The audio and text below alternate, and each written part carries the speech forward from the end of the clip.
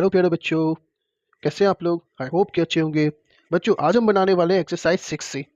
यहाँ हम सीखेंगे कि डिवाइड कैसे करते हैं। ओके। और हम जानते हैं कि डिवाइड करने के दो तरीके होते हैं। एक तो हम बाई करके बना लेते हैं, दूसरा तरीका क्या होता है कि उसको लॉक डिवीजन, जैसे कि हम जनरली जो मेथड से डिवाइड करते हैं नंबर को, वैसे बनाते हैं। ओके। तो यहाँ पे ये क्वेश्चन गिवन है, अब इसे देखते हैं कि कैसे बनाना है हमें।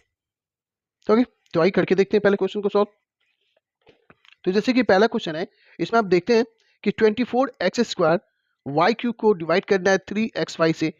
ओके। तो यहाँ पे ये क्या है, सिंगल टर्म्स है, ये भी सिंगल टर्म्स है, जिसे हम लोग मोनोमियल्स बोलते हैं ना सिंगल टर्म्स को। तो यानी कि जब सिंगल टर्म्स को सिंगल टर्म से मल्टीप्लाई करते हैं तो क्या करते हैं, इसके लिए ज्यादा कुछ करना नहीं पड़ता है, सिंपल तरीका है इसका। कैसे बनाएंगे, जैसे हम लिखेंगे इसको 24x² वाई क्यूब को डिवाइड करना है किससे, 3xy से, तो बाई 3xy। अब हम क्या कर सकते हैं, अगर आप अच्छे से समझ जाएंगे तो आप यहीं पे इसको कैंसिल कर सकते हैं कैलकुलेट करके और आंसर फाइंड कर सकते हैं। लेकिन अगर आपको स्टेप बाय स्टेप बनाना है तो कैसे बनाएंगे। ओके। तो ये 24 है तो हम यहाँ पे 24 ही लिखेंगे इनटू, ये x² है तो इसे हम क्या लिखेंगे, x इंटू एक्स, मीन्स कि ये टू टाइम्स मल्टीप्लाई हो रहा है इसलिए 2 टाइम्स लिख दिया हमने। ओके। इनटू ये y क्यूब है, मीन्स कि y को 3 time, y into y। Okay. By फिर क्या, 3 इंटू एक्स इंटू वाई। अब क्या करेंगे, कैंसिल करेंगे, मीन्स कि ये देखिए 3 1 जा 3 और 3 8 सा 24 कैंसिल हो गया, और ये x से ये x कैंसिल हो गया, और ये y से y को कैंसिल कर देंगे। तो फाइनली आंसर बच क्या गया, तो यहाँ पे 8 बच गया, और क्या बच गया, x बच गया एक, और 2y है यानी कि y का स्क्वायर बच गया, और नीचे कुछ भी नहीं, मीन्स कि 8xy² इज द आंसर। तो पहला तरीका तो ये था। अब अगर हम मान लें कि इसको एक्सप्लेन नहीं करते, अगर आप समझते हैं तो हम लोग ऐसे बना सकते थे। मैं यहाँ पे करके दिखा देता हूँ।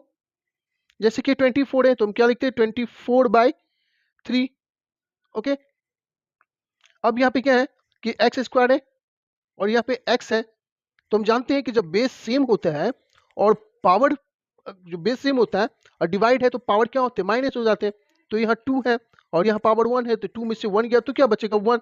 तो हम लोग यहाँ पे डायरेक्ट लिख सकते थे 3 1 जा 3 और 3 8 जा 24 यानी कि 8, और क्या लिख सकते थे, x, यानी कि 2 में से 1 गया तो क्या बचेगा, 1x बच गया। अब y वाले तो y क्यू है यहाँ पे और यहाँ पे 1y है, तो y लिखेंगे, तो 3 में से इसका पावर 1 है तो 3 में से 1 गया तो क्या बचेगा, 2, तो ये 2। तो हम डायरेक्ट भी ऐसे लिख सकते थे। ओके। लेकिन आपको ये करना नहीं है अभी फिलहाल, आपको थोड़ा डिटेल में समझा के थोड़ा ऐसे लिखना पड़ेगा। आई बात समझ में। वो आप कब करेंगे, जब पावर अगर बड़ा पावर है, जैसे मान लें कि पावर 8 है या 10 है, कुछ ऐसे पावर है, तो वैसे इसको लिखेंगे तो काफी लंबा हो जाएगा। तो उस कंडीशन में आप वैसे कर सकते हैं। नहीं तो अगर छोटा पावर है तो आप ऐसे लिख के और कैंसिल करके आंसर निकाल सकते हैं। आई बात समझ में। चलिए नेक्स्ट क्वेश्चन देखते हैं फिर। 36 है, एक्स वाई जेड² है, इसको डिवाइड करना है किससे, -9x z से। तो सबसे पहले इसको एक्सपेंड करते हैं, 36 into x into y into z into z. Okay.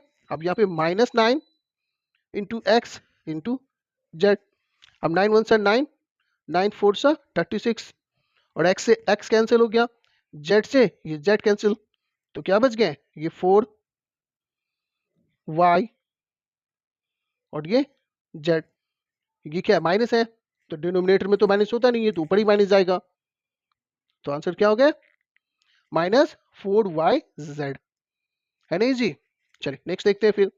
ये -72 into x into x, y into y, और ये z। फिर क्या है, -12 into x into y into z. पहले तो ये माइनस से माइनस कैंसिल, अब ये 12 1 सा 12 और 12 6 सा 72, ये x से x कैंसिल, y से y कैंसिल, z से z कैंसिल, तो क्या बचा 6, तो 6 लिखेंगे, क्या x और ये y, नीचे क्या कुछ भी नहीं, तो क्या आंसर हो गया 6xy। ओके। तो आइए देखते हैं क्वेश्चन नंबर 4। क्या है, -56 m n p by 7 mnp, expand करेंगे इसे, minus 56 into m into n into p। Okay, ये p नहीं है, p स्क्वायर्ड है, क्वेश्चन थोड़ा गड़बड़ है, ये p स्क्वायर्ड है। ओके, तो यहाँ पे इंटू p।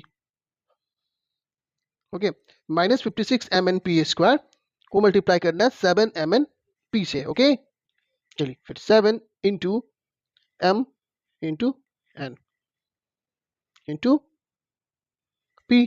ओके, चलिए 7 1 7, 7 8 जा 56 कैंसिल, m से m कैंसिल, n से n कैंसिल, p से p कैंसिल, तो क्या आंसर हो गए?